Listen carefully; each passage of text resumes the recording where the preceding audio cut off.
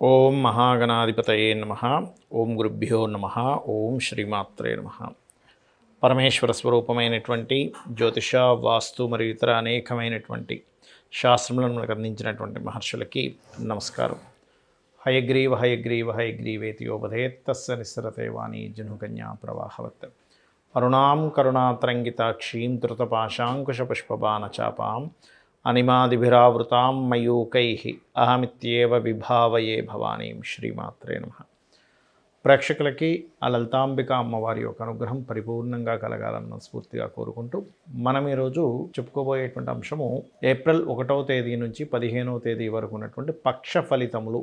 ఈ యొక్క పక్ష ఫలాలని చెప్తుంది నేనైనప్పటికీ కూడా చెప్పిస్తుంది సాక్షాత్ లలితా అమ్మవారిగా భావిస్తూ ఎవరెవరికి ఎటువంటి ఫలితములు జరగనున్నాయి మరియు పరిహార మార్గాలు ఏమిటి అనేటువంటి విషయాలు మనం తెలుసుకుందాం.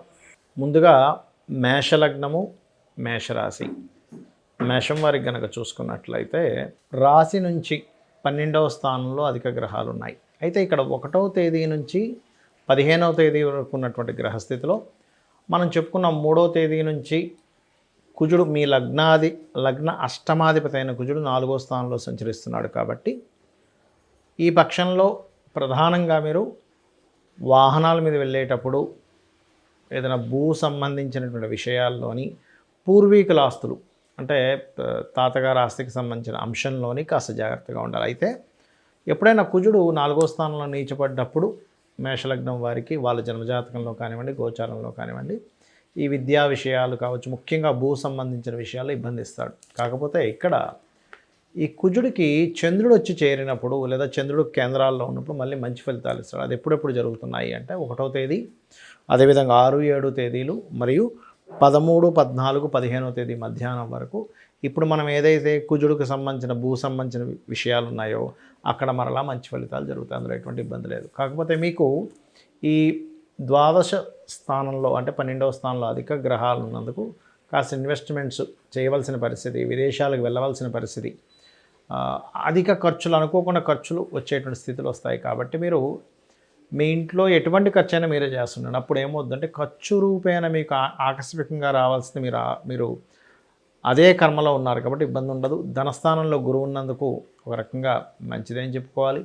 3, 6 స్థానాల్లో కుజకేతువుల్లో కుజుడు 3వ తేదీ వరకు 3లోనే ఉంటూ దాని తర్వాత కేతు 6లోనే ఉంటున్నాడు. కాబట్టి ఎవరికైనా అప్పులు ఇవ్వడం తీసుకునేటువంటి అంశాల్లో కాస్త జాగ్రత్తగా ఉండండి. వివాహ సంబంధించినటువంటి విషయాలు, వివాహ నిర్ణయాలకు సంబంధించిన అంశాలు కూడా కాస్త ఈ పక్షంలో 13వ తేదీ నుంచి ఎక్కువ అనుకూలించేటువంటి యోగం కనబడుతున్నది. ఇక మీరు దానము ప్రత్యేకంగా కందులు, ఉలవలు దానంగా ఇవ్వండి.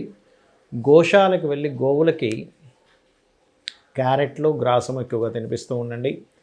మీరు చేయవలసినటువంటి దేవతా ఆరాధన సూర్య నమస్కారములు, ఆదిత్య హృదయ పఠనము ఇవి చేయండి. అన్ని విధాలా మీకు బాగుంటుంది.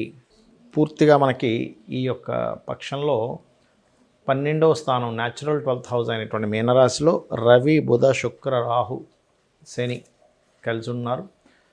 14వ తేదీ నుంచి దాదాపుగా మనకి రవి మారిపోతాడు. ఇక మనం 1వ తేదీ నుంచి 15వ తేదీ వరకు చెప్పుకుంటున్నాం. కాబట్టి ఇక గురువు వృషభంలోని, కుజుడు మిథున రాశిలోని, కేతువేమో కన్యా రాశిలో ఉన్నాడు. అయితే ఈ మిథున రాశిలో ఉన్నటువంటి కుజుడు 3వ తేదీ నుంచి కర్కాటకంలోకి మారుతున్నాడు. అదేవిధంగా మనకి వక్రగతిలో ఉన్నటువంటి శుక్రబుధులు 13కి శుక్రుడు వక్రగతి త్యాగము, 8వ తేదీకి బుధుడు వక్రత్యాగం జరుగుతుంది.